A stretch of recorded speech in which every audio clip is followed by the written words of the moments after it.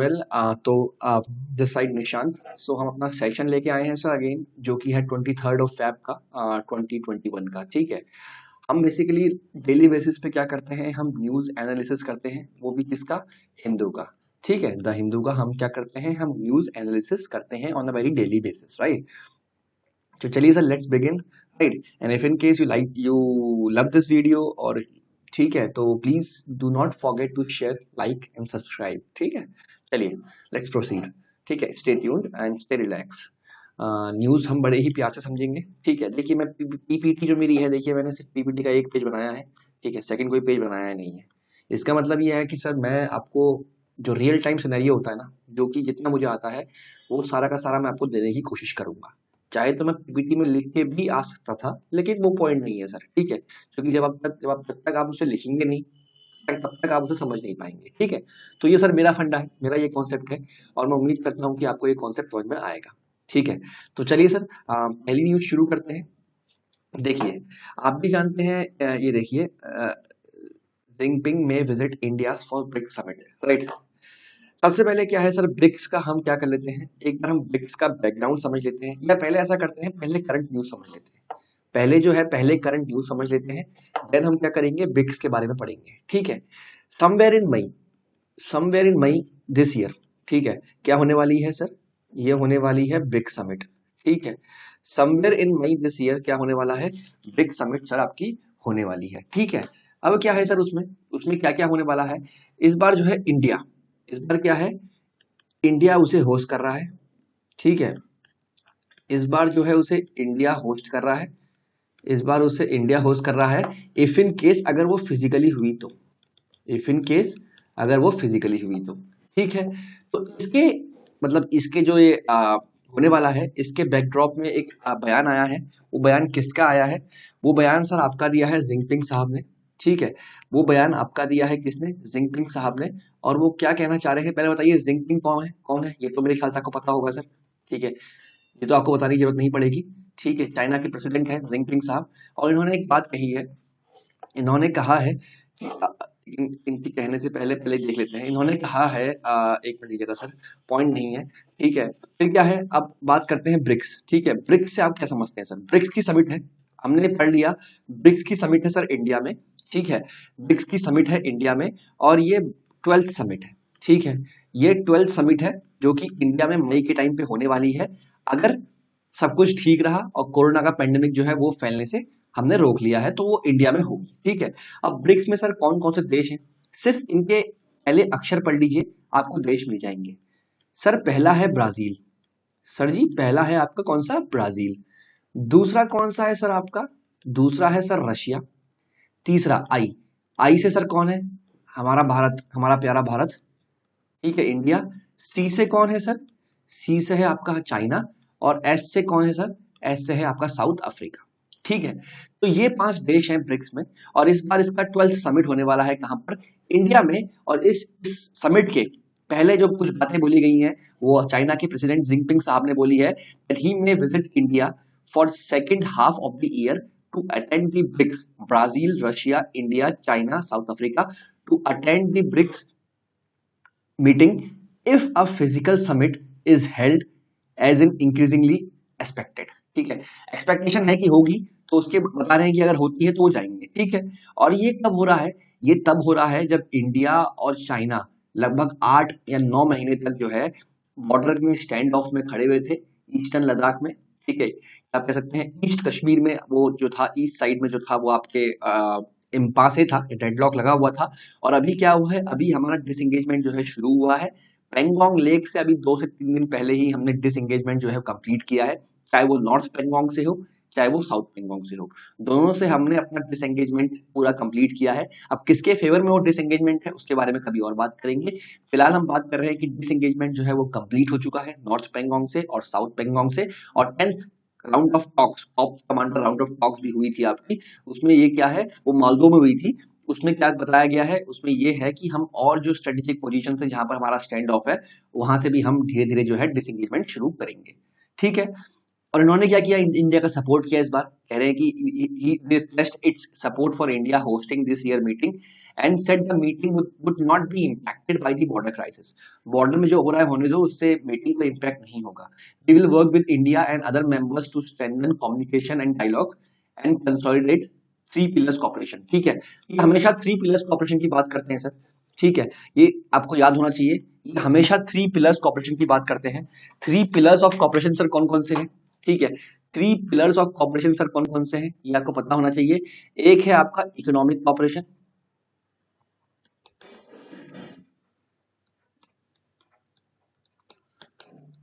ठीक है, एक आपका है इकोनॉमिक कॉपरेशन, दूसरा है आपका सर पॉलिटिकल कॉपरेशन,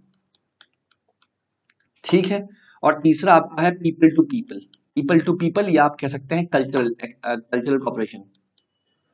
ठीक है, तो इन्होंने तीन कॉपरेशन की बात की है कि ब्रिक्स के साथ मिलकर तीन कॉपरेशन करेंगे। ठीक है, पहला है आपका इकोनॉमिक कॉपरेशन, दूसरा है आपका पॉलिटिकल कॉपरेशन, और तीसरा है आपका पीपल टू पीपल या आपका कल्चरल कॉपरेशन। ठीक है, तो ये किसने कहा है सर? ये जिनपिंग साहब ने कहा है। ठीक है, तो ये तो हो गया इन्होंने क्या कहा है, थ्री पिलर कॉपरेशन की बात की है और कम्युनिकेशन और डायलॉग में सुधार की बात की है। ठीक है, ये तो हो गया बैकड्रॉप क्या होने वाला है, मतलब ब्रिक्स की समिट इस बार इंडिया में होने वाली है। ठीक है, इंडिया इसको होस्ट कर रहा है, अगर ये फिजिकली होती है तो।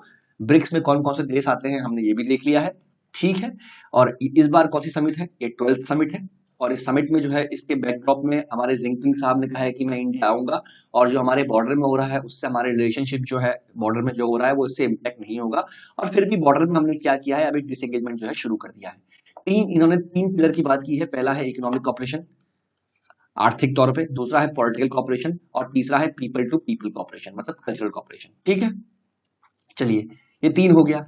अब इसके अलावा ना सर, अब ब्रिक्स के बारे में कुछ चीजें अगर हम जान लें, अगर ब्रिक्स के बारे में कुछ चीजें हम जान लें तो वो आपको अच्छा लगेगा और बड़ा इंटरेस्टिंग भी फैक्ट है। ठीक है, कुछ चीजें हम जान लें ब्रिक्स के बारे में, आपको अच्छा लगेगा और बड़ा इंटरेस्टिंग फैक्ट है। ठीक है, ये आइडिया ना ब्रिक्स का, मतलब समझिए ब्रिक्स ऐसा नहीं है ओवरनाइट शुरू हो गया, ये आइडिया जो है ब्रिक्स का। ठीक है, एक आपके एक्सपर्ट थे जिनका नाम था जिम ओनील। जिम ओनील ने कहा, ठीक है, 5 देश हैं, ठीक है, ब्राजील, रशिया, इंडिया, चाइना और साउथ अफ्रीका। ठीक है, ये 5 देश हैं जिसमें ब्राजील और रशिया, जिसमें ब्राजील और रशिया ये क्या है, यहां पर बहुत सारा कच्चा माल मिलता है। इसके पास क्या है, बहुत सारा रॉ मटेरियल है। समझ गए, ब्राजील और रशिया पे बहुत सारा रॉ मटेरियल है। ठीक है, इंडिया पे क्या है, इंडिया का सर्विस सेक्टर बूम करता है, आपको पता है इंडिया में सर्विस सेक्टर बूम करता है। और चाइना में सर क्या होता है, चाइना में होती है मैन्युफैक्चरिंग। ठीक है, तब साउथ अफ्रीका ज्वाइन नहीं हुआ था। तो ब्रिक्स में क्या है, ब्राजील और रशिया एक रॉ मटेरियल का हब है, चाइना में क्या होता है मैन्युफैक्चरिंग होती है, और इंडिया क्या है सर्विस है। अगर ये सारे देश साथ में आ जाए, अगर ये सारे देश साथ में आ जाए और हाथ मिला लें तो आने वाले 50 से 60 सालों में, आने वाले 50 से 60 सालों में ये वर्ल्ड पावर बन जाएंगे, ये वर्ल्ड की लार्जेस्ट इकोनॉमी बन जाएगी। समझ में आया आपको सर क्या कहा मैंने? समझ में आया मैंने आपको क्या कहा कि ब्राजील रशिया के पास रॉ मटेरियल है, इंडिया के पास सर्विसेज है, और चाइना पे क्या है मैन्युफैक्चरिंग है। अगर ये सारे देश साथ में आ जाएं तो आने वाले 50 से 60 सालों में ये वर्ल्ड की लार्जेस्ट इकोनॉमी बन सकती है ये देश। और ये कॉन्सेप्ट किसने कहा, ये कहा जिम ओनील ने। ठीक है, इतना समझ में आ गया सर, मतलब यहां से नींव रख दी गई थी कि ये ब्रिक देश अगर साथ में आ जाए तो ये हो सकता है। अब सर इनकी पहली मीटिंग कहां हुई? ठीक है, इनकी फर्स्ट मीटिंग हुई कहां पर, इनकी फर्स्ट मीटिंग हुई 2009 में, और वो हुई रशिया में। ठीक है, और वो कहां हुई, यूकाटेरिनबर्ग। ठीक है, स्पेलिंग चेक कर लीजिएगा, यूका YUKATERIN यूकाटेरिनबर्ग में इनकी पहली मीटिंग हुई। ठीक है, फिर क्या हुआ, ये कब हुई सर आपकी, ये हुई 2009 में। तो समझिए 2009 में ब्रिक्स की पहली मीटिंग हुई कहां पर, रशिया में यूकाटेरिनबर्ग में। ठीक है, फिर हर साल इनकी मीटिंग होती है, और और 2012 की जो इनकी मीटिंग हुई, और 2012 की जो इनकी मीटिंग हुई, ये कौन सी हुई होगी? 9 में पहली, 10 में दूसरी, 11 में तीसरी, 2012 में चौथी मीटिंग। जो इनकी फोर्थ मीटिंग हुई वो कहाँ हुई सर? वो हुई दिल्ली में। वो कहाँ हुई? वो हुई दिल्ली में, वो हुई इंडिया में। और वहां पर सर क्या बात हुई? वहां पर इन्होंने एक बैंक बनाने की बात कर ली। वहां पर क्या हुआ? वहां पर इन्होंने एक बैंक बनाने की बात की जिसका नाम आया ब्रिक्स बैंक।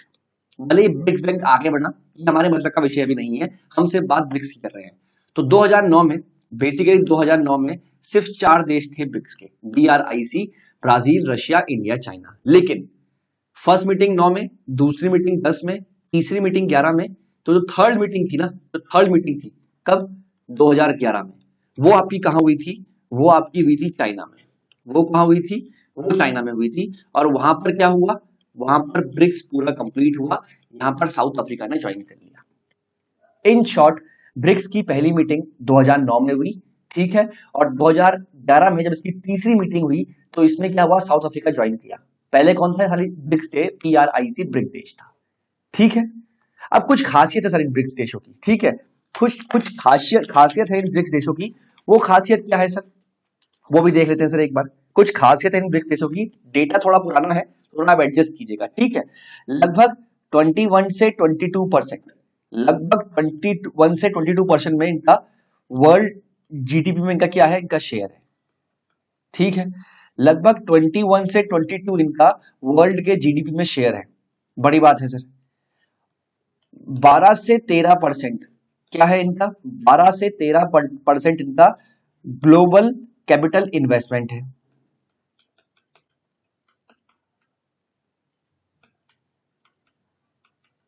ठीक है। इसके अलावा सर क्या है? 19 से 20% इनका वर्ल्ड ट्रेड है, उनमें भागीदारी है वर्ल्ड ट्रेड में, ठीक है। और वर्ल्ड की 42 से 44 पॉपुलेशन कहां रहती है? यहां रहती है पॉपुलेशन, ठीक है। समझ पा रहे हैं आप? मतलब ब्रिक्स एक छोटा मोटा समूह नहीं है सर, ब्रिक्स एक बड़ा समूह है। ब्रिक्स देश क्या है? एक बड़ा समूह है। पूरे वर्ल्ड की, पूरे वर्ल्ड की लगभग 21 से 22% जीडीपी, पूरे वर्ल्ड की लगभग 21 से 22% जीडीपी कहां है? इन ब्रिक्स के देशों में है। 12 से 13% ग्लोबल कैपिटल इन्वेस्टमेंट इन देशों से आता है। वर्ल्ड ट्रेड में इनकी हिस्सेदारी जो है 19 से 20% है। और पॉपुलेशन के मामले में वर्ल्ड की 44% पॉपुलेशन यही रहती है। तो अपने आप में ब्रिक्स बड़ा समूह है। और ब्रिक्स कंप्लीट कब हुआ? अपनी थर्ड मीटिंग में हुआ 2011 में। कहां पर हुई थी? चाइना में हुई थी। चाइना में कहां पर? सानिया में हुई थी, ठीक है। चलिए अब आखिरी चीज है, इसके बाद हम खत्म करते हैं। अब इसकी 2019 में एक मीटिंग हुई, जो इसकी 11वीं मीटिंग थी। जो इसकी क्या थी? जो इसकी 11वीं मीटिंग थी। और वो कहां पर हुई सर? वो आपकी हुई ब्राजील में, प्रिसाइसली ब्राजील में। कहां हुई? ब्राजीलिया में हुई, ठीक है।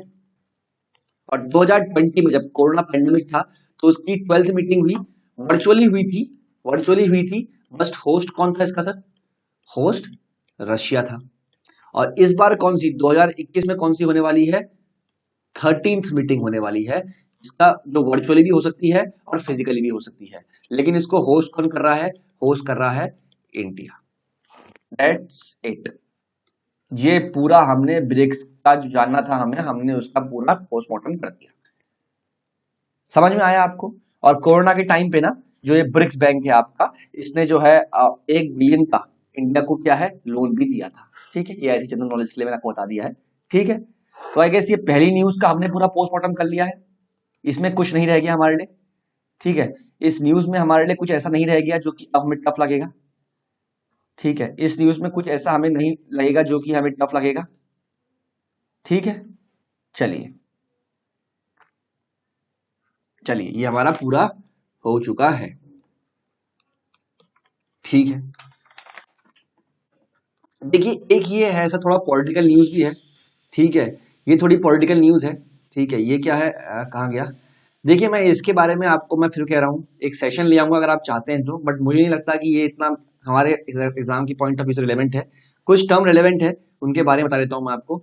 सर देखिए पौंडीचेरी में क्या हुआ बेसिकली, समझिए, मैं लिख नहीं रहा हूँ, मैं मुंह से बोल रहा हूँ। पौंडीचेरी में क्या हुआ?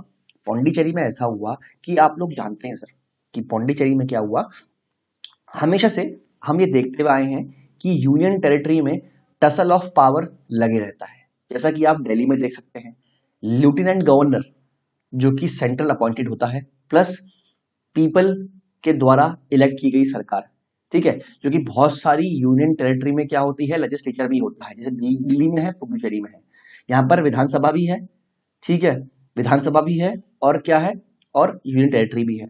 तो क्या होता है ना कि जो गवर्नर अपॉइंटेड होता है उसके और सरकार के चुने हुए नुमाइंदों के बीच में हमेशा एक पावर टसल चलते रहता है, जो कि हम दिल्ली में देखते हैं कि गवर्नर कुछ चीजों में इनसे सहमत नहीं रहता है, या क्योंकि गवर्नर बेसिकली कह सकते हैं कि सेंट्रल गवर्नमेंट का मुआइंदा है, ऐसा कह नहीं सकते, बट हम जानते हैं कि गवर्नर जो है कहीं ना कहीं इन्फ्लुएंस होता है कहाँ से, सेंट्रल गवर्नमेंट से, भले वो एक इंडिपेंडेंट चार्ज है आपका, ठीक है, ये हमारा संविधान कहता है, लेकिन कहीं ना कहीं हम ये मानते हैं कि वो सेंटर से इन्फ्लुएंस होता है, और ऐसा हम बहुत सारे केसेस में देख चुके हैं, ठीक है। तो इनके बीच में पावर टसल रहता है, यही पावर टसल यहाँ पर रहा। जो यहाँ के सीएम थे, सीएम नारायण स्वामी, इन्होंने कहा कि किरण बेदी जी जो वहाँ की लेफ्टिनेंट गवर्नर थी वो मुझे काम नहीं करने दे रही हैं, ठीक है।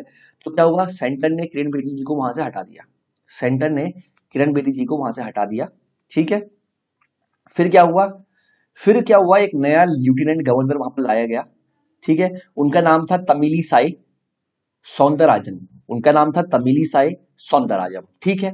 अब जो आपके तमिली साई सौंदरराजन है, ठीक है, क्या हुआ, इनके आने के बाद क्या हुआ, एक पावर टसल शुरू हो गया जो कि वहां की राजनीति में हो गया। टोटल पौंडीचेरी में अराउंड 33 सीट्स हैं, टोटल पुडुचेरी में अराउंड 33 सीट्स हैं, उसमें से 3 सीट जो है वो सेंटर इलेक्ट करता है, नॉमिनेट करता है सेंटर, तो सेंटर के पास ही आ गई। उसके अलावा 30 सीट है, तो पावर टसल उन 30 सीटों में रहता है। ये आपका कह सकते हैं कांग्रेस और उसके अलाइज के पास मेजोरिटी थी, लेकिन पिछले कुछ दिनों में क्या हुआ, इनके कुछ पार्टी के लीडर जो है एंटी डिफेक्शन में, एक लीडर बाहर हो गया इनका, प्लस तीन लीडर ने, एग्जैक्ट नंबर मुझे याद नहीं है, 3 लीडर्स ने क्या किया है, उन्होंने रिजाइन कर दिया है, पार्टी छोड़ दी है, वो पार्टी के काम करने से ना खुश है, ठीक है। तो ऐसा करते करते करते करते कांग्रेस के नंबर जो हैं इस असेंबली में कम हो गए, ऐसा करते करते कांग्रेस के नंबर जो हैं इस असेंबली में, कांग्रेस की सरकार जो थी गठबंधन सरकार, उसके नंबर जो है कम हो गए। और फिर क्या होता है सर, जब कोई माइनॉरिटी सरकार बैठी होती है, कोई ऐसी सरकार जिसपे जो है मेजोरिटी नहीं है हाउस में, और अपोजिशन चाहे तो उस समय नो कॉन्फिडेंस मोशन ला सकती है।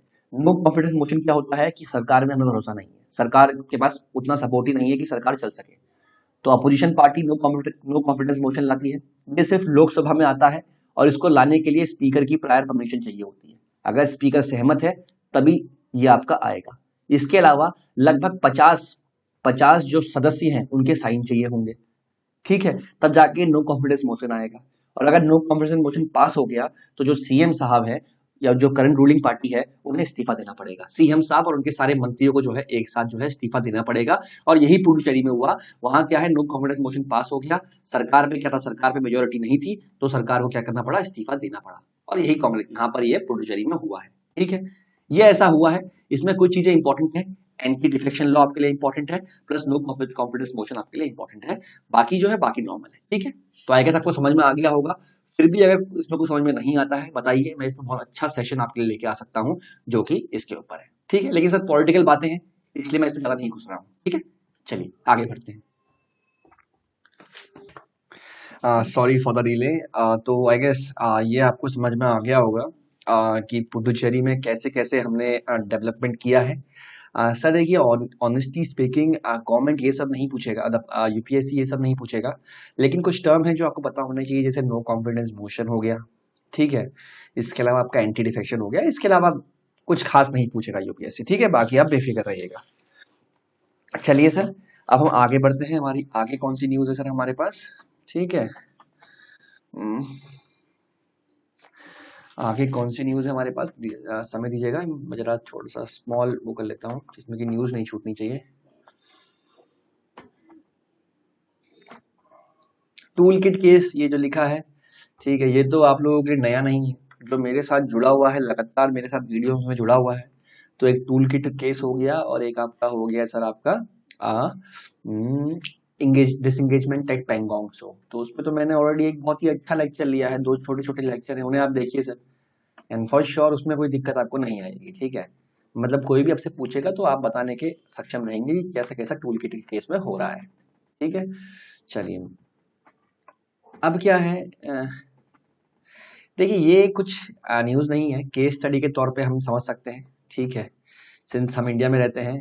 अब क्या है ना सर, देखिए हुआ क्या, अब बेसिकली हुआ क्या है, इस यहाँ पर क्या हुआ है, यहाँ पर ना पहले हम देख सकते हैं हमारे प्रिजन की हालत क्या है, ठीक है, जहाँ पर हम रहते हैं वहाँ की हालत क्या है, पहले हम ये देख लेते हैं। वहाँ की हालत ये है कि दिल्ली जेल्स जो है have a capacity to retain 10,026 prisoners.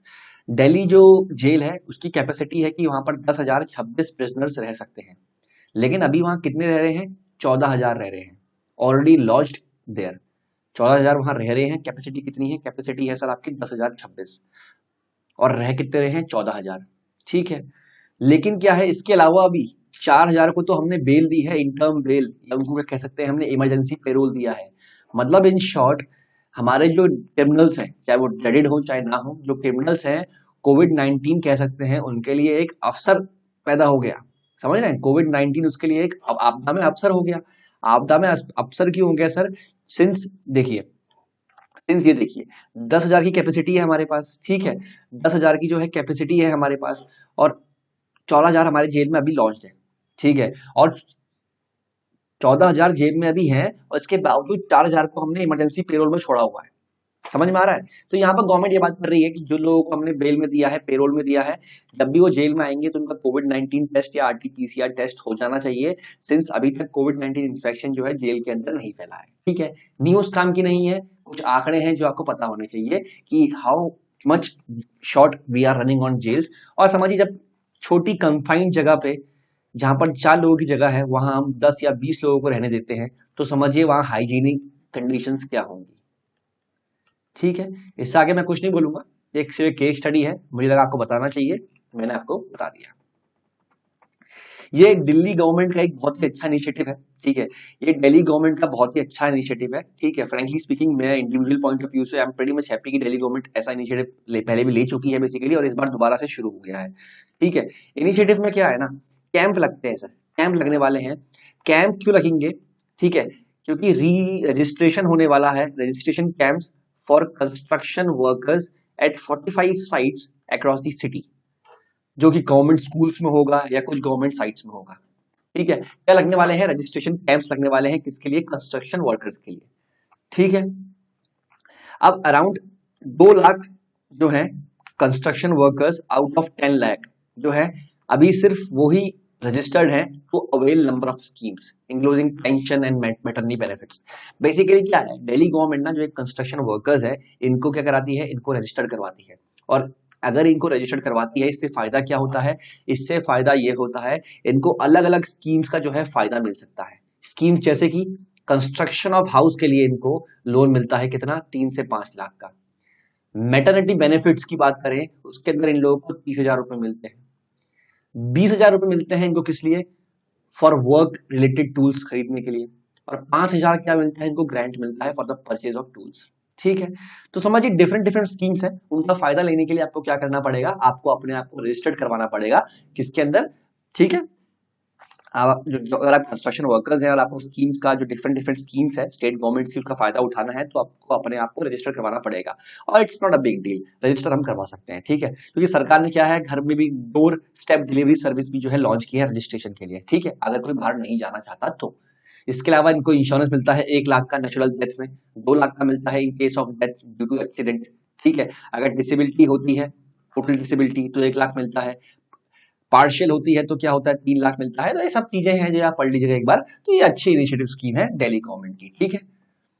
आप एमएलए हैं, ठीक है, अतीश जी, इन्होंने एक बात कही है जो कि अमूमन हम बात करे जा रहे हैं, चाहे वो सर्वेज हो, अभी हाल ही में अजीम प्रेमजी फाउंडेशन की तरफ से जो है, यूनिवर्सिटी या फाउंडेशन की तरफ से जो है एक सर्वे हुआ था, जिसमें कहा था कि स्टूडेंट्स जो हैं, जिसमें कहा गया था कि जो स्टूडेंट्स हैं वो अपनी फाउंडेशन स्किल्स, क्योंकि होता क्या है ना, समझिए कोविड में क्या किया, कोविड ने जो है फिजिकल क्लासेस को बैन कर दिया।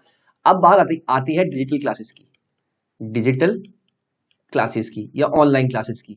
एक तो है बहुत अमीर तबका, ठीक है, रिच पीपल, और एक है मिडिल क्लास, एक है लोअर मिडिल क्लास। जो रिच पीपल है उसके लिए आसान है, जो रिच पीपल है, रिच बच्चे हैं, उनके लिए आसान है डिजिटल क्लास को जो है उस तक पहुंचना, बड़ा आसान है, क्योंकि उनके पास अलग अलग गैजेट्स होते हैं तो वो कर सकते हैं। मिडिल क्लास का जो पेरेंट्स है वो भी कहीं हद तक जो है खुद अपनी लाइफ में सेक्रीफाइस करके अपने बच्चों को अच्छा पढ़ा लेगा या उसे फोन की सुविधाएं प्रोवाइड कर देगा। दिक्कत हमें इस लोअर मिडिल क्लास से है या पुअर क्लास कह सकते हैं। कोविड ने क्या किया ना, ये जो डिवीजन था, ये और आगे बढ़ गए और ये और पीछे हो गए बच्चों के केस में। क्योंकि बच्चों को क्या हुआ यहाँ पर, बच्चों को जो है डिजिटल माध्यम से ऑनलाइन क्लासेस तक जो है सुविधा नहीं मिली। अब बात करते हैं जो गरीब बच्चे हैं ना, जो गरीब बच्चे हैं वहाँ क्या हुआ, जो बच्चियां हैं, अगर गर्ल्स की बात करूं सर, ये मैं नहीं कह रहा, ये सब सर्वे बताते हैं, जो गर्ल्स हैं या तो क्या हुआ उनकी जल्दी शादी हो गई, बहुत छोटी एज में, जैसे उनका स्कूल ड्रॉप आउट हुआ, या वो घर के कामों में लग गई। अब बच्चे जो है, जो लड़के थे, लड़कों ने क्या किया, वो जो है हाउस होल्ड वर्क में लग गए। ये मैं सिर्फ उसकी बात कर रहा हूँ जो इकोनॉमिकली पुअर है, मैं उस एलाइट सेक्शन की बात नहीं कर रहा हूँ। तो कहीं ना कहीं बच्चे जो है अपनी पढ़ाई से दूर हटके अपने जो नॉर्मल काम है उस पर लग गए और एक डिजिटल डिवाइड जो है वो क्रिएट हो गया है। ठीक है, अजीम प्रेमजी फाउंडेशन ने कहा था कि बच्चे क्या कर रहे हैं, अपना फाउंडेशनल जो होता है ना, उनका जो फाउंडेशनल कह सकते हैं स्किल्स होती हैं वो खो रहे हैं। फाउंडेशनल स्किल्स क्या है सर, मैंने क्लास 1 पढ़ी, मैंने क्लास 2 पढ़ी और फिर मैं 2 साल का ब्रेक लेता हूँ, 2 साल का मैं ब्रेक लेता हूँ एंड देन मैं क्लास 3rd में आता हूँ। पता है इससे क्या होगा, क्लास 1 में मैंने पढ़ा क ख ग घ, क्लास 2 में मैंने पढ़ी ABCD, क्लास 3 में मुझे सेंटेंस बनाना सीखना था, लेकिन क्या हुआ, मैंने 2 साल का गैप ले लिया और जब मैं यहाँ पर आऊंगा 3rd क्लास में पढ़ने आऊंगा 2 साल के बाद, तो मेरी जो फाउंडेशन स्किल्स है ना, मैं ABCD भूल गया हूंगा, मैं क ख ग भूल गया हूंगा। जब मैं ABCD क ख ग भूल गया हूंगा तो मैं सेंटेंस कैसे बना पाऊंगा, इसे ही हम कहते हैं फाउंडेशन स्किल्स। ठीक है, तो ये सब जो है बच्चों की फाउंडेशन स्किल्स जो है वो चली गई हैं और हम देख रहे हैं कि पेंडेमिक के बाद जो है माँ बाप जो है अपने बच्चों को स्कूल भेजने में डर रहे हैं। एलाइट सेक्शन की बात तो अलग है सर, उनके बच्चे तो स्कूल आ जाते हैं, बट जो मार्जिनल सेक्शन की बात हम कर रहे हैं, जो बच्चे जिनकी शादी हो चुकी है, क्या उन्हें वापस हम एजुकेशन में ला पाएंगे? मुश्किल काम है सर, गवर्नमेंट को इस बारे में सोचना चाहिए। डिफरेंट डिफरेंट लॉ पास हो रहे हैं, ठीक है, एंटी कन्वर्जन लॉ, ठीक है, काउ स्लॉटर लॉ, वो भी जरूरी है, but at the point of movement जो है, डिमांड जो है सिचुएशन की, वो ये है कि जो बच्चे हमारे स्कूल से दूर जा चुके हैं हम उनको वापस कैसे लाएं। ठीक है, और ये अतिशी जी का जो आर्टिकल है ये बेसिकली कह सकता हूँ थोड़ा पॉलिटिकल भी है, तो इस पे मैं ध्यान नहीं दे रहा हूँ। मैं नॉर्मल बता रहा हूँ सर कि एक्सेस टू एजुकेशन, जो हमारी एक्सेस थी एजुकेशन की, वो यहाँ पर जो है कम हो गई है कोविड-19 की वजह से। जो एलाइट सेक्शन है वो तो पढ़ लेता है, लेकिन जो मार्जिनल सेक्शन है, वो जो बच्चे हैं, आधे बच्चे हाउस होल्ड काम में लग गए हैं, बच्चों की शादी हो गई है। ठीक है, तो कहीं ना कहीं एक डिजिटल डिवाइड जो क्रिएट था उसने बच्चों में भी एक डिवीजन क्रिएट कर दिया है। और सिंस किसी एक आर्टिकल में एक बार पढ़ रहा था सर, बहुत हानिकारक है हमारे लिए। हम बात करते हैं इंडिया का डेमोग्राफिक डिविडेंड बहुत हाई है, मतलब हमारे देश में जवान लोग बहुत हैं as compare to other countries. हमारे देश में जवान लोग बहुत हैं, अगर हमारे देश में जवान लोग बहुत हैं तो उनको हमें जो है ह्यूमन रिसोर्स के तौर पे उभारना होगा, वरना जो आने वाला एरा है ना, अगर हमारा यूथ ही एडुकेटेड नहीं होगा तो आने वाला एरा हमारे लिए बहुत दिक्कत पैदा कर सकता है, सिंस मैक्सिमम अपनी पॉपुलेशन हमारी क्या है अभी, यूथ है। ठीक है, आई गेस जो मैं कहना चाह रहा हूँ ये बात मेरे दिल से आपके दिल तक पहुंच रही होगी। ठीक है, चलिए आगे बढ़ते हैं सर।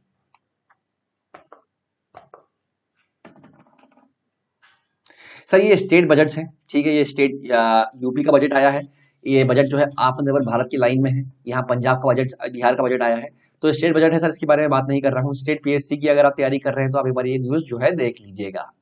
ठीक है, चलिए।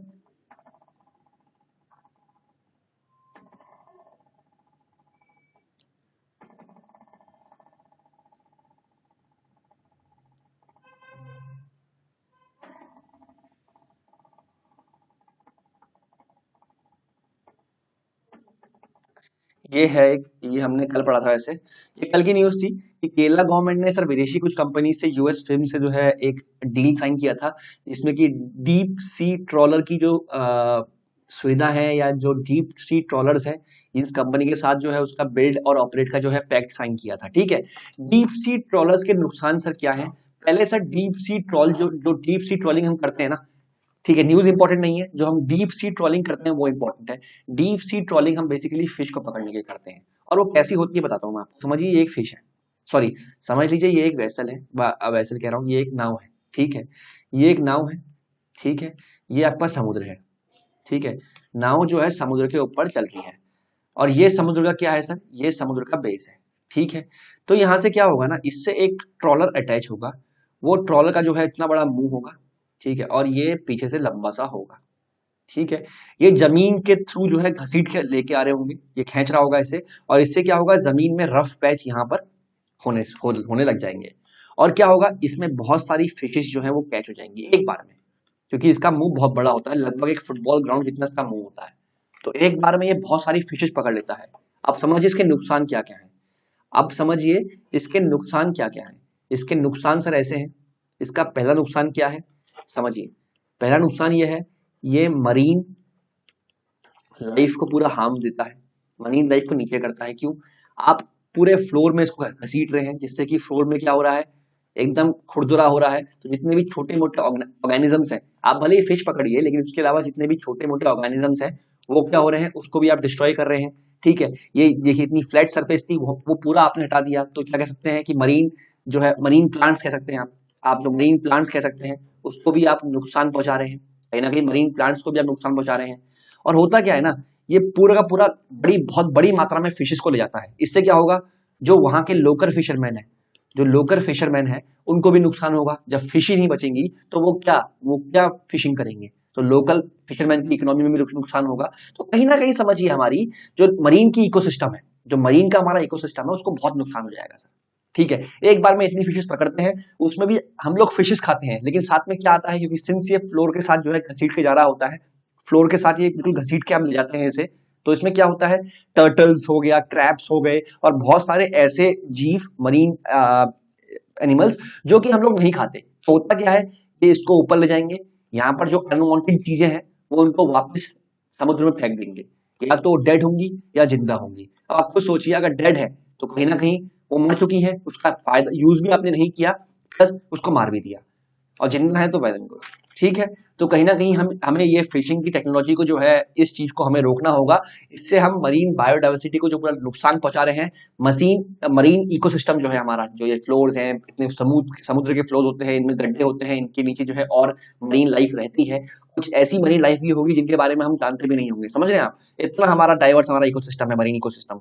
तो उन सबको हम डिस्ट्रॉय कर रहे हैं सर, हमें गंभीरता से इनके बारे में सोचना चाहिए, ठीक है। चलिए, आई गेस ये आपको समझ में आ गया होगा। और डीप सी ट्रॉलर की कोई फोटो मेरे पास हो तो बताऊंगा, दिखा दूंगा मैं आपको। ये देखिए, ये ऐसा होता है सर, डीप सी ट्रॉलर, देखिए ये देखिए, ये बोट है, ये बोट देखिए नीचे से, देखिए बोट जो है नीचे से, एक मिनट दीजिएगा सर, अगर खुलता है तो दिखा लेते हैं। ये देखिए बोट जो है, देखिए मेरा एरो देखिए, ये ये बोट जो है देखिए नीचे से बिल्कुल, ये बोट है, ये ट्रॉलर से पूरी मछलियों को या मरीन इकोसिस्टम को पूरा खींचते आ रही है। और देखिए यहाँ जो सतह है उसमें पूरे निशान मार दे रही है, जिससे क्या हो रहा है, सतह पूरी खराब हो जा रही है, ठीक है। समझ में आ गया सर आपको। चलिए, इसका ज्यादा अच्छा एग्जाम्पल देखिए ये है, ठीक है, इसका ज्यादा अच्छा एग्जाम्पल दिखाऊं तो मैं, ये है, ये देखिए, समझ रहे हैं, ये ऐसे होता है सर। एक बार में बिल्कुल बल्क में आप मछलियां ले जा रहे हैं, दूसरे फिशरमैन को नुकसान हो रहा है, उस पूरी एरिया में आप नुकसान पहुंचा रहे हैं। हर चीज आप करिए, फिशिंग भी एक धंधा है, फिशिंग भी एक कॉमर्शियल बिजनेस है, लेकिन क्या हो, सस्टेनेबल यूज से हो। हम ऐसे यूज करें कि भविष्य में जो हमारे आने वाले लोग हैं उनको नुकसान ना हो इससे, ठीक है। चलिए, हम आगे बढ़ते हैं। ये देखिए, कोविड 19 के केसेस जो है केरला में फैल रहे हैं, और बीच में हमने देखा कि कुछ स्टेट्स के बीच में जो है लड़ाइयां चली हैं। War in the sense, war तो नहीं हुई है, कोल्ड वॉर टाइप की होती है कि आपने हमारे वहां एंट्री बंद क्यों कर दी। तो वही है कि केरला में थोड़ा सा वायरस बढ़े हैं, तो उसके चक्कर में जो है कर्नाटक ने कुछ एंट्री जो है केरला में, वो जो है बंद कर दी है, कुछ स्पेसिफिक गेट से अलाउ की, स्पेसिफिक रोड से अलाउड की है, कसारगोड तक, ठीक। बाकी देखिएगा, इतना इंपॉर्टेंट मुझे लगा नहीं है, ठीक है। ये देखिए, ये अच्छी है, प्राइवेट स्कूल्स इन कर्नाटका, उन्होंने शट किया है, छुट्टी दे दी है, प्रोटेस्ट कर रहे हैं। प्रोटेस्ट क्यों कर रहे हैं सर, अब समझिए सर, स्टेट गवर्नमेंट इनसे कह रही है कि आप 70% ट्यूशन फी माफ कीजिए, समझ रहे हैं।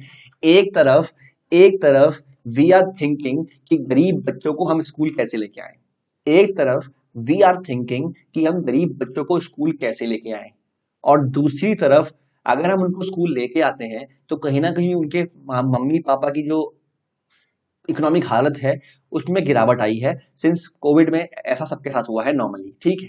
तो अगर उनकी इकोनॉमी में गिरावट आई है या उनके कह सकते हैं उनके घर में जो जितना भी उनकी आमदनी थी उसमें गिरावट आई है, तो कहीं ना कहीं ये भी एक फैक्टर है जो उनको अपने बच्चों को स्कूल जाने से रोक रहा है। और जब गवर्नमेंट ऐसा प्रपोज करती है कि आप सिर्फ 70% ट्यूशन फीस चार्ज कीजिए, तो इसमें जो है हमारे स्कूल्स जो हैं वो जो है आपका प्रोटेस्ट करते हैं। तो समझिए ना कहीं चीजें कॉन्ट्राडिक्ट कर रही हैं। अगर गरीब बच्चों को स्कूल लाना है तो हमें कुछ ना कुछ उन्हें कह सकते हैं अ काइंड ऑफ सब्सिडी देनी पड़ेगी, तभी जो है उनके माँ बाप जो है आगे बढ़ बढ़ के उनको स्कूल भेजेंगे। और अगर हम ऐसा नहीं कर सकते तो फिर हम स्कूल का जो एनरोलमेंट रेशियो है उसे कम देखने को लिए तैयार हो जाए। देखिए सर, मेरी बात समझिए, इंडिया इतना बड़ा डाइवर्स नेशन है ना। मुझे अब भी याद है एक न्यूज थी आपकी कोविड के टाइम पे, जब कोविड में लॉकडाउन हुआ था तो क्या न्यूज थी कि मोदी जी ने कहा कि लैंडलॉर्ड को लिए ऑर्डर आया कि लैंडलॉर्ड जो है 3 महीने के लिए अपने किराएदार से 3 महीने के लिए लैंडलॉर्ड अपने किराएदार से किराया नहीं लेगा। लैंडलॉर्ड जो है 3 महीने के लिए अपने किराएदार से किराया नहीं लेगा। ठीक है,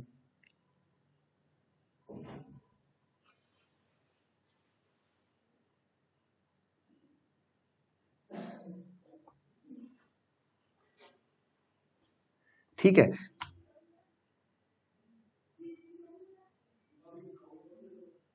एक मिनट दीजिएगा। तो कहा तो कहा गया कि लैंडलॉर्ड 3 महीने तक अपने किराएदार से जो है किराया नहीं लेगा। अब देखिए, मोदी जी ने या सेंट्रल गवर्नमेंट ने ये तो स्कीम जो है बहुत अच्छे नोट में कही थी कि यार ठीक है, क्योंकि जो लैंडलॉर्ड है उनके पे ऑलरेडी पैसा होता है और जो किराएदार है वो कहीं ना कहीं काम कर रहे होंगे। और सिंस जैसे कि हमारी सारी एक्टिविटी जो है शट डाउन हो गई है, तो किराएदार पे पैसा नहीं होगा पे करने का, तो इससे किराएदार खुश हो गए। लेकिन सर समझिए, जो लैंडलॉर्ड जिनकी आमदनी सिर्फ उस चीज में निर्भर थी, किराए पे, वो उनकी रुक गई। तो आप हर एक सेक्शन के लोगों को खुश नहीं कर सकते, बहुत ही मुश्किल है इंडिया में। इंडिया में हर एक सेक्शन के लोगों को खुश करना बहुत ही मुश्किल है। हम क्या कर सकते हैं, हम स्कीम्स जो है एक majority of the section people को देख के बना सकते हैं कि हाँ भाई, majority of the section people खुश है और बाकी को भी इससे नुकसान नहीं हो रहा है। ठीक है, तो वही कॉन्सेप्ट यहाँ पर लागू होता है। ठीक है, अब इसमें क्या आगे आता है नतीजा वो तो हम देखते हैं, लेकिन स्टेट ने अपना काम किया और स्कूल्स अपना काम कर रहे हैं। सिंस कोविड-19 में स्कूल्स की जो थी आमदनी जो है बिल्कुल बंद हो गई थी सर। बच्चे स्कूल नहीं आ रहे थे, स्कूल्स की आमदनी भी कम हो गई थी, उन पे फीस नहीं आ रही थी। तो उनका कहना भी ठीक है सर। ठीक है, तो ये बड़ी ही कंफ्यूजन वाली सिचुएशन है। ठीक है, इम्पैसे है जो कि बैठ के टेबल में सॉल्व होना चाहिए। बाकी इस मुद्दे को आप आगे देखिएगा, ये बहुत ही बड़ा मुद्दा बनेगा और इम्पोर्टेंट भी है। चलिए आगे बढ़ते हैं। ये RIL और फ्यूचर डील के बारे में बात मैं कर नहीं रहा सर, हमारे लिए इंपॉर्टेंट नहीं है। ठीक है, ये आपकी इंपॉर्टेंट है, फाइनेंशियल एक्शन टास्क फोर्स। ठीक है, क्या हुआ है इसमें डेवलपमेंट, ये देख लेते हैं एक बार। ठीक है, पहले समझिए फाइनेंशियल एक्शन टास्क फोर्स होती क्या है। FATF होता क्या है सर, ये एक इंटर गवर्नमेंटल, आई लिख रहा हूं, ये इंटर गवर्नमेंटल ऑर्गेनाइजेशन है। ये एक इंटर गवर्नमेंटल ऑर्गेनाइजेशन है। ठीक है, ये कब बनी थी सर, ये बनी थी 1989 में। बिल्कुल ठीक है सर। और कब बनी थी, जब G7 की समिट हुई थी, कहाँ, पेरिस में। ठीक है, इसके बारे में कुछ चीज़ों को पता होनी चाहिए। ये एक इंटर गवर्नमेंटल ऑर्गेनाइजेशन है, 1989 में बनी थी। और कब बनी थी, जब G7 की समिट हुई थी, कहाँ पर, पेरिस में। ठीक है, अब ये इसका काम क्या है, इसका सर काम क्या है, इसका काम क्या है ना, ये करता है, ये कॉम्बैट करता है मनी लॉन्ड्रिंग। ये कॉम्बैट करता है क्या, मनी लॉन्ड्रिंग, टेरर फाइनेंसिंग। ठीक है, और other related threats to the integrity of the international financial system. मतलब बेसिकली समझ लीजिए दो काम है इसके, money laundering and terror financing को ये रोकता है। ठीक है, इसका सेक्रेटेरिएट कहाँ पर है, इसका सेक्रेटेरिएट कहाँ पर है, इसका सेक्रेटेरिएट है आपका कहाँ पर, ये आपका है कहाँ पर, जहां पर OECD का है। OECD क्या है sir, organisation for economic cooperation and development. कहाँ पर है इनका सेक्रेटेरिएट, वो है पेरिस में। ठीक है, 37 इसकी मेंबर कंट्रीज है, 37 मेंबर कंट्रीज है, इंक्लूडिंग कौन है, इंडिया है। ठीक है, और क्या कह सकते हैं इसके बारे में हम, इसके बारे में और क्या कह सकते हैं सर हम, इसकी दो लिस्ट होती है, एक ग्रे लिस्ट और एक ब्लैक लिस्ट। एक ग्रे लिस्ट और एक क्या है, एक ब्लैक लिस्ट। ग्रे और ब्लैक में सर अंतर क्या है? ग्रे लिस्ट क्या है ना, जो जिन पे इनको शक होता है, जिन पे इनको शक होता है कि ये कंट्री जो है मनी लॉन्ड्रिंग या टेरर फाइनेंसिंग में हिस्सा ले रही है, जिस कंट्री में इनको शक होता है कि वो कंट्री मनी लॉन्ड्रिंग और टेरर फाइनेंसिंग कर रही है या उसके खिलाफ सबूत मिल रहे हैं, तो उन्हें एक वार्निंग दी जाती है। उन्हें एक वार्निंग दी जाती है और उस वार्निंग फेज में उसे हम रखते हैं ग्रे लिस्ट में। लेकिन अगर रिपीटेड वार्निंग के बाद भी वो अपने वहां सुधार नहीं करती है तो उसको हम ब्लैक लिस्ट में डाल देते हैं। ब्लैक लिस्ट मतलब उस पर सैंक्शन लग जाएगा सर, ठीक है, मतलब जो कंट्रीज है उस पर सैंक्शन लगा देंगी, उस पर कोई फंडिंग नहीं करेगा, समझ रहे हैं? तो ये ब्लैक लिस्ट जो है वो खतरनाक होती है, अमन कंट्रीज से बचना चाहती है, ठीक है। इसके अलावा क्या है, जो FATF financial action task force की जो आपकी प्लीनरी होती है, वो क्या होती है, वो होती है डिसीजन मेकिंग बॉडी। DMB मतलब डिसीजन मेकिंग बॉडी होती है, ठीक है। और ये 3 टाइम्स अ ईयर मिलती है, 3 टाइम्स अ ईयर मिलती है, ठीक है। समझ में आया आपको FATF क्या है? इंटर गवर्नमेंटल ऑर्गेनाइजेशन है, 1989 में गठन हुआ है। गठन कब हुआ है? जब G7 की समिट हुई थी, कहां पर? पेरिस में। दो काम है इसके, एक मनी लॉन्ड्रिंग और टेरर फाइनेंसिंग को रोकना है। सेक्रेटरीट कहां है इसका? पेरिस में है, जहां पर OECD का भी है। 37 मेंबर्स इसमें है इंक्लूडिंग इंडिया। इसमें दो लिस्ट है, ग्रे लिस्ट और ब्लैक लिस्ट, ठीक है। ग्रे लिस्ट कौन सी है? ग्रे लिस्ट जहां पर शक है कि ये कंट्री मनी लॉन्ड्रिंग और टेरर फाइनेंसिंग कर रही है। और ब्लैक लिस्ट कौन सी है? ब्लैक लिस्ट वो है सर आपकी जिसमें कि शक जो है पूरे यकीन में बदल जाता है और उस कंट्री को हम ब्लैक लिस्ट कर देते हैं और उस पर डिफरेंट डिफरेंट सैंक्शन जो है वो लग जाते हैं, ठीक है। मतलब कोई भी कंट्री ब्लैक लिस्ट में नहीं आना चाहेगी। इसकी FATF की जो प्लेनरी बॉडी है वो हाईएस्ट डिसीजन मेकिंग बॉडी होती है और ये 3 बार मिलती है एक साल में। और इस बार जो है इनकी जो प्लीनरी जो मीटिंग है, बॉडी है, वो मिलने वाली है, वो जो है मिलने वाली है। और इस बार जो है फैसला किस पे होना है? पाकिस्तान पे होना है, क्योंकि सिंस पाकिस्तान अभी कौन सी लिस्ट में है? ग्रे लिस्ट में है, ठीक है। पाकिस्तान को 27 पॉइंट एक्शन प्लान दिया था कि आप इसमें सुधार कीजिए तभी आप ग्रे लिस्ट से बाहर आएंगे। लेकिन पिछली मीटिंग में क्या हुआ था कि ये 6 जो है विद 6 जो है 27 में से 6 जो है वो इंप्लीमेंट नहीं कर पाए थे, बाकी 21 उन्होंने इंप्लीमेंट किए थे। लेकिन अभी जो है फैसला करेंगे इस बारे में और देखते हैं क्या डिसाइड होता है, ठीक है। The 3-day virtual plenary session of the FATF, during which Pakistan performance in terms of measures taken against money laundering and terror financing will be reviewed once again, commenced on Monday. Monday को ये होने वाली है, ठीक है। Pakistan has been in the FATF grey list since June 18 से grey list में है, when it was presented with a 27-point action plan उसको दिया था। Given the lack of full compliance on the part of the Pakistan in certain key areas related to terror funding, it is likely to remain in the grey list. कह रहे हैं officials की शायद वो grey list में ही रहे, ठीक है। During the last FATF plenary in October 2020 में जो लास्ट इनकी मीटिंग हुई थी, पाकिस्तान को कहा कि was given an extension for full compliance with the recommendation till the next session. कहा कि आप नेक्स्ट सेशन तक जो है फुल कंप्लायंस कीजिए। It had not fully complied with 6 of the 27 directions, ठीक है। बाकी 21 जो है वो लार्जली मेट हो चुकी है। तो लेट्स सी सर क्या होता है। इंपॉर्टेंट है पाकिस्तान के लिए, हमारी आंखें इसमें होनी चाहिए, ठीक है। कोवैक्सीन अपटेक बिलो 1% इन 12 स्टेट। तो वही है सर, कोवैक्सीन बनाई है आपकी भारत बायोटेक ने और कोविशील्ड बनाई है आपकी किसने? एस्ट्राजेनिका ने और सीरम इंस्टीट्यूट ऑफ टेक्नोलॉजी ने, ठीक है। अब क्या है, कोवैक्सीन जो है का हमेशा से एक अप्रीहेंशन रहा था कि इसका 3rd फेज का रिजल्ट जो है आया नहीं है और सरकार ने साइंस से आगे बढ़ के इसका यूज अलाउ कर दिया है इमरजेंसी के लिए। तो कहीं ना कहीं सरकार की आलोचना हुई और एक अप्रीहेंशन बन गया कि भाई कोवैक्सीन नहीं लगाएंगे हम, ठीक है। यकीन मानिए एज एन इंडिविजुअल मेरे अंदर भी ये चीज थी कि कोवैक्सीन खतरनाक हो सकती है, ठीक है। लेकिन क्या है, अब क्या हुआ है, अब ये हुआ है, एक मिनट दीजिएगा,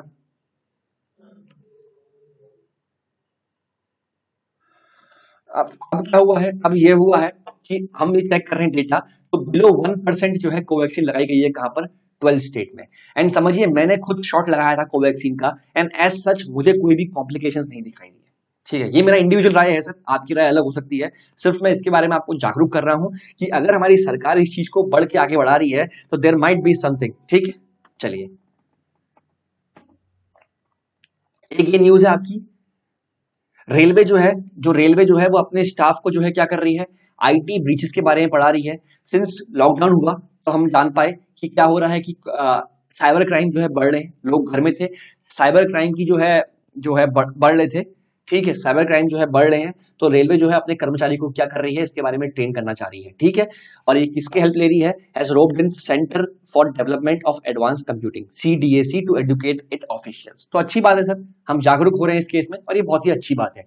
इसके अलावा रेलवे ने एक और चीज की थी कल, वो क्या की थी, इसने अपने अराउंड 12 लाख ऑफिसर से कहा था, एम्प्लॉइज से कहा था कि आप जो है national payment corporation of India जो कार्ड है आपका, रुपे कार्ड, आप उसे यूज कीजिए। तो कहीं ना कहीं इंडिजीनियसली डेवलप्ड कार्ड को हम बढ़ावा दे रहे हैं, और ये अल्टीमेटली किसको किसको बढ़ावा दे रहे हैं, हम बढ़ावा दे रहे हैं आत्मनिर्भर भारत को। ये बहुत अच्छी बात है।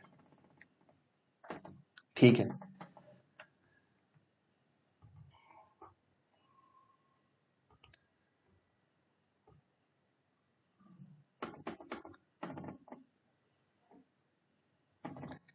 इंडिया ने एक डिफेंस पैक्ट साइन किया है, किसके साथ में, मॉरिशस के साथ में। इसमें क्या कहा गया है, ये कल ही पढ़ा था हमने, कि इंडिया ने मॉरिशस को दिया है 100 million defence line of credit. India ने मॉरिशस को दिया है 100 million defence line of credit. ठीक है, और ये इसके अलावा हमने क्या किया है, हमने साइन किया है comprehensive economic cooperation and partnership agreement, CECPA CEPA. ठीक है, that was signed between the two countries during the ongoing visit by external minister Jaishankar साहब। ठीक है, privilege to witness along with prime minister Pravind Kumar Jugnauth. ठीक है, pronunciation में check कीजिएगा। Signing of the comprehensive economic cooperation and partnership agreement, India's first such agreement with an African country. This will help focus on post pandemic recovery. This will help focus on post pandemic recovery. ठीक है, this will help focus on post pandemic recovery. I hope आपको दिख पा रहा है। ठीक है, post pandemic recovery में हेल्प करेगा। ठीक है, enable business expansion and greater investment. ठीक है, इसके अलावा क्या है, ठीक है, under this CECPA, India and Mauritius would provide preferential access to a number of items like surgical equipment, medicine, textile products that would cater to market requirements on both sides. Just to illustrate some of the benefits, Mauritius will get preferential access for export of 40,000 tons of sugar into India at an early time frame. मतलब कुछ नहीं है sir, हमने इनके साथ एक comprehensive economic, ठीक है, हमने इनके साथ एक comprehensive economic cooperation and partnership agreement sign किया है। इससे क्या होगा, इससे जो है हम अपने आपस में मिलकर जो है काम कर पाएंगे। ये हमारा पहला ऐसा एग्रीमेंट है एक अफ्रीकन कंट्री के साथ में, और इससे क्या होगा, हम एक दूसरे के प्रोडक्ट्स को जो है, जो एक दूसरे की जो है वस्तुएं हैं, उनको हम प्रेफरेंशियल एक्सेस देंगे। मतलब हम किसी और कंट्री से वो जो है एक्सपोर्ट कर रहे हैं, उससे बदले हम इस कंट्री को जो है प्रेफरेंशियल एक्सेस देंगे। ठीक है, तो ये प्रेफरेंशियल ट्रेड एक तरीका है इकोनॉमिक्स में, तो कभी मौका मिले तो पढ़िएगा इसके बारे में। कुछ कंट्रीज के जो है आइटम्स को हम प्रेफरेंशियल जो है प्रायोरिटी बेसिस में जो है एक्सेस देते हैं, उसमें से मॉरिशस भी अब ज्वाइन हो चुका है। ठीक है, क्योंकि हमने इनके साथ में जो है एग्रीमेंट साइन कर लिया है, comprehensive economic cooperation and partnership agreement. ठीक है, CECPA। ठीक है, जैसे कि एग्जांपल दिया है कि मॉरिशस से 40,000 टन ऑफ शुगर जो है वो इनिशियल में जो है प्रेफरेंशियल बेसिस में कहाँ आएगी, इंडिया आएगी। ठीक है, अच्छी बात है सर, बहुत अच्छी बात है। ये एक बहुत ही बड़ा डेवलपमेंट है जो मुझे सुनकर अच्छा लगा। इस बार डिफेंस बजट हमने कितना दिया है, 1.35 लाख करोड़, जो कि मैंने आपको बताया था कहां पर हमारा बजट है डिफेंस बजट, उसकी मैंने एक सेशन लिया है बजट का, वो आप देखिएगा। 1.35 लाख करोड़ में से जो डिफेंस बजट था, उसमें से 70,000 जो कैपिटल हमने रखी है, वो हम खरीदारी जो है इंडिजीनियसली करेंगे इंडिया से।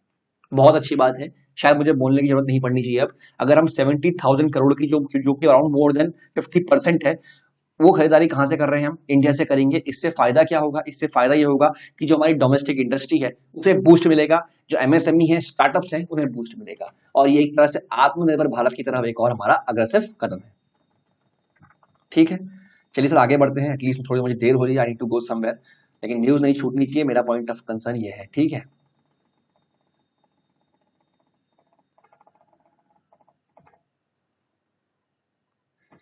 ये आप जानते हैं क्या हुआ था, नॉर्थ, मेरे पास फोटो होगी, मैं फोटो ही दिखा देता हूँ आपको, एक मिनट दीजिएगा, एक मिनट दीजिएगा। देखते हैं फोटो मिल जाए तो बढ़ जाइए सर, अगर फोटो मिल जाएगी तो पूरा क्लियर हो जाएगा। अगर वो फोटो मिल जाएगी तो पूरा ही क्लियर हो जाएगा। एक मिनट दीजिएगा, ये है, चलिए मिल गई ये वो फोटो। एक मिनट दीजिएगा,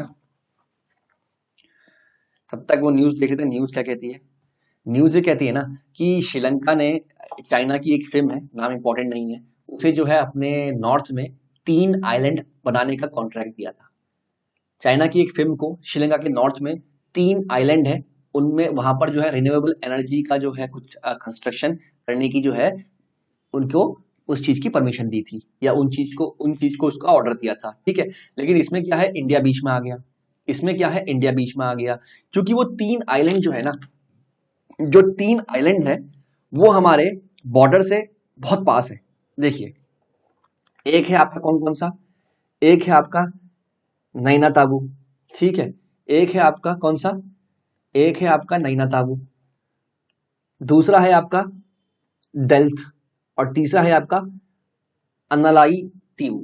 अब देखिए ये हमारे गल्फ ऑफ मन्नार से, यहाँ से इंडिया की कोस्ट लाइन से कितना पास है।